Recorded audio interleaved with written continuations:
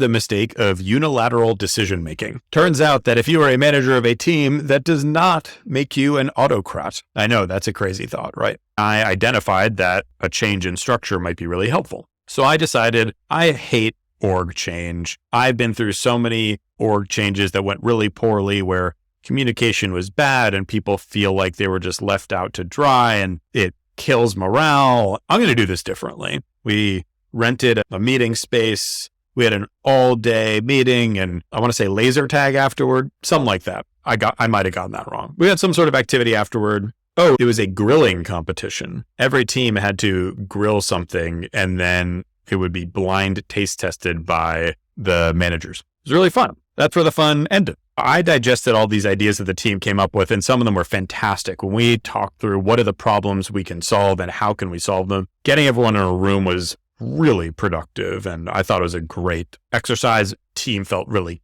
engaged and close to one another. And it really felt like we could conquer the world. So I digested all that information and I said, okay, I am realizing now that the problems that we need to solve really fall into two different buckets. And those two buckets are the way that our team should be organized going forward. So I built a presentation to show to my manager. I said, this is how our team's organized now. This is the problem with that. Here's what I learned from the team when I asked them what they thought the biggest problems were for the customer. Here's how I organized those in my brain. And then here's how I think the team could look being divided into those functions. And I vividly remember this. My manager responded, wow, this is very strategic. And I was very proud of myself. I thought, oh, I've come up with a great org change that is going to be really impactful for the company and make everyone significantly more effective in their work. Great. So I brought it to my managers and said, hey, here's the deal. Here's the new teams. And then presented it to the team. And I said, this is based on all your feedback around what problems you think need to be solved and how we can go about solving them. We're going to reorganize into these groups that are based on that. And people freaked out. I thought that I was involving them in the process and that this was a logical conclusion. But if you asked any of them, the perception was you completely changed my responsibilities and also in many cases who my manager was. And I didn't get any say in that. You just told me it one day. And then I was reporting to this new manager with a totally new set of projects. That reaction was so universal that I actually really feared that I had lost trust in the team entirely.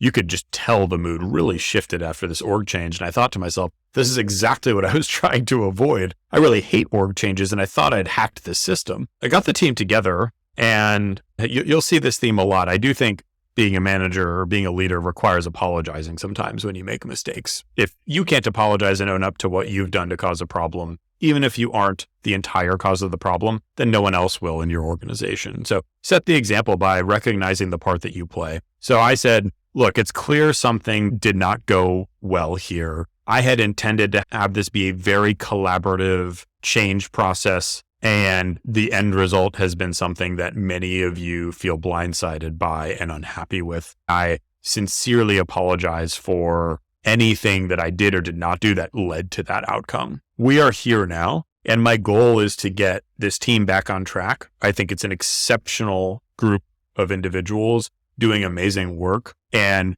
the thing that I care most about is ensuring that you all are satisfied in your roles and have great opportunities to be successful and you want to be here. What happened that led to those things not being the case anymore? And we had the big team meeting where everyone talked about how they felt this blindsidedness that I've referred to earlier. At the end of that meeting, I realized what I failed to do was involve them in the second part of the process. All the ideas, yeah, they were very involved in. It was a very collaborative effort. But then when we got to implementation, how those ideas would be executed on, I didn't involve them at all. I made this PowerPoint. I showed it to my boss. I showed it to their managers more as an FYI than for input. And I didn't show it to any of them until it was ready to roll out. So no wonder they felt blindsided. So I said, let's sit down. Here are the set of problems we need to solve. I am very open to changing the structure, either of individual reporting lines or of how these teams are set up.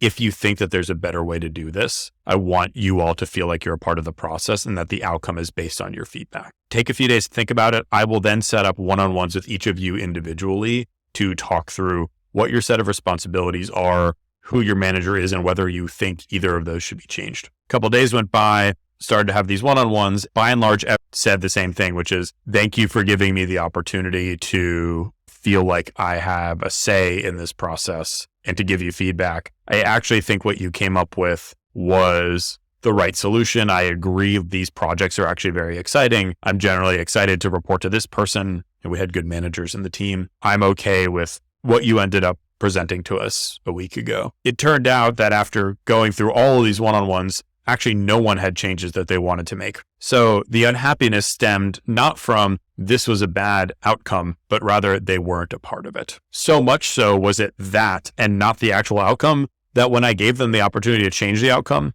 no one actually took advantage of it. They just said, thank you for letting me participate this time. And I like what you came up with, which was actually what they had come up with too, to some extent, because they had all been part of the ideation session where we talked through the problems that needed to be solved. I think the lesson here was people want to feel heard. They want to be brought on the journey with you. Even if a decision around org structure or priorities or project plans makes perfect sense to you, that in no way means that it makes perfect sense to someone else. And that also isn't even that relevant, because for the most part, what people want is to feel like they were listened to and that the person who's making decisions heard them. This is a perfect encapsulation of that. I hope to never make that mistake again. I now fall on the side of over communicating, of over asking questions. At the end of the day, I think folks know when I'm managing them that I hold ultimate decision-making power, as is true for any manager, but they will always be asked for their input as part of that process.